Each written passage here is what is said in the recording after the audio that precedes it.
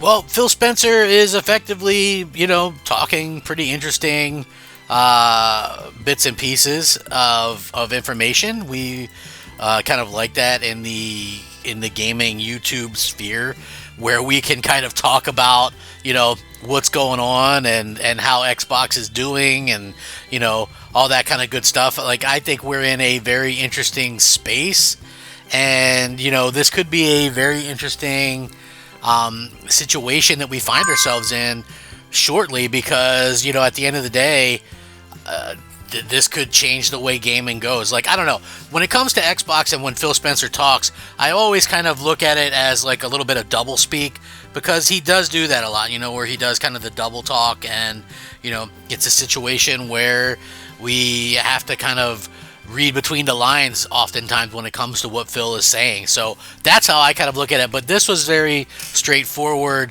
and I feel like this could be something that realistically cements Xbox as something other than what we've known it.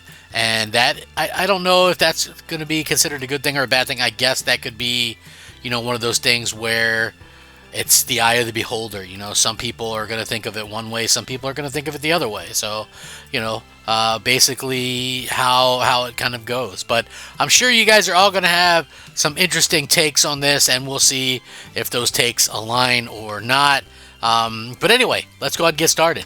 Hey everybody, I'm the Crap Gamer. This is Crap Gamer Reviews, back with yet another video. Thank you all so much for checking it out. I appreciate it.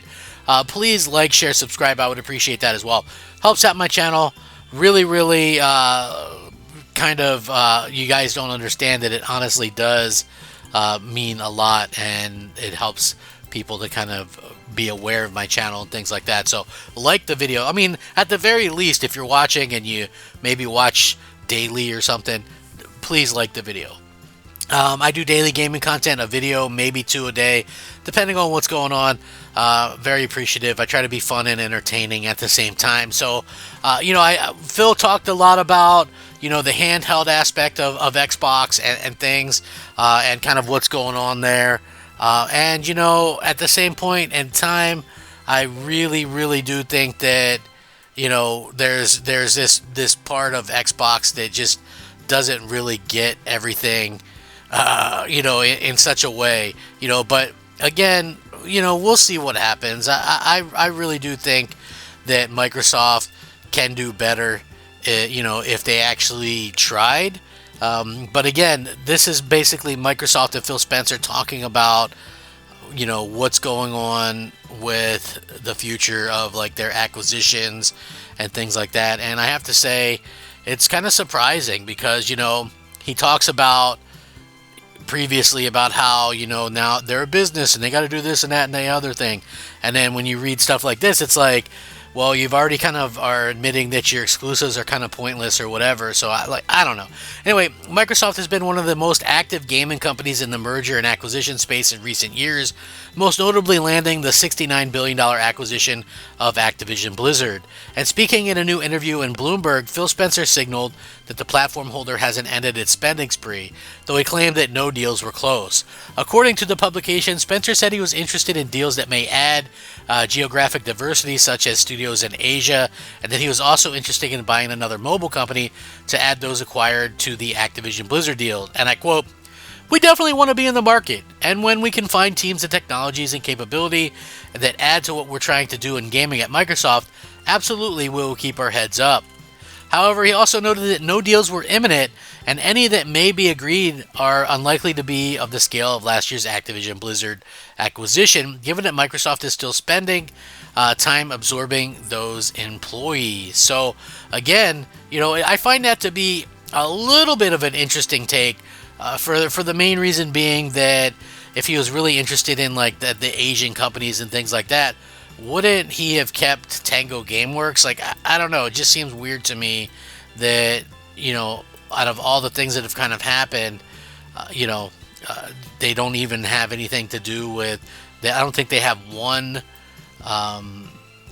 Asian studio. I mean, like that's one of those times where Phil Spencer kind of talks a good game, but the reality is something much, much different. And unfortunately, that is just not something that I feel is he's being truthful about. Like, I honestly just don't think they care, and I think, for the most part, because Xbox is such a platform that's almost non-existent in these other places.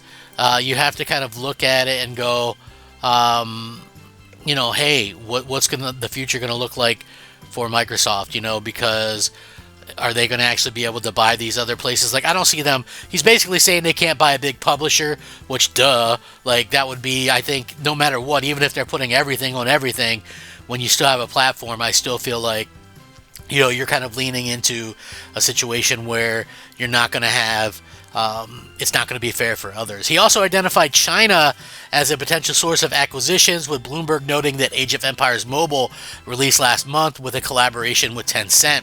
And I quote, "It's been a good area for us to learn from creative teams that have real unique capability. The real opportunity is to partner with creative teams in China for global." Last month, Microsoft reported a major jump in revenue for its Xbox division during its fiscal year. For the 3 months ending September 30th of 2024, gaming revenue was up 43% year over year, with that entire 43% attributed to Activision Blizzard. So keep that in mind, right? It's like a very interesting point to kind of point out that, hey, yeah, Activision Blizzard is the only reason why revenue is up at any way, shape, or form. That doesn't, and it's not an organic thing. It's like, they spent all this money and then revenue is up because Call of Duty is just like this super, super popular thing. Like, that, to me, like, anybody that could have had that money to buy them could have done the same thing, right? So it is a little bit strange. Anyway, Microsoft announced in January that 1,900 staff would be laid off across Activision Blizzard, Bethesda, and Xbox, and at the time, Phil Spencer claimed that the decision to cut jobs was ultimately the result of lack of growth in the games industry. As part of the cuts, Xbox closed Hi-Fi Rush developer Tango Gameworks and Redfall studio Arcane Austin, although they ended up selling off or letting Hi-Fi Rush developer Tango Gameworks sign elsewhere.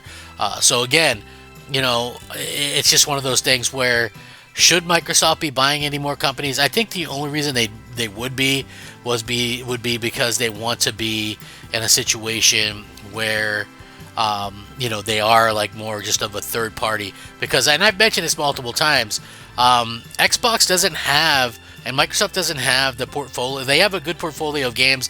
They release Call of Duty every year.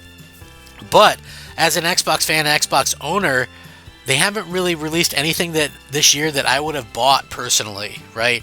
I mean, maybe Call of Duty, but, at the end of the day, when I'm kind of looking at things, I wouldn't have bought Hellblade 2, and what else is coming out? Indiana Jones.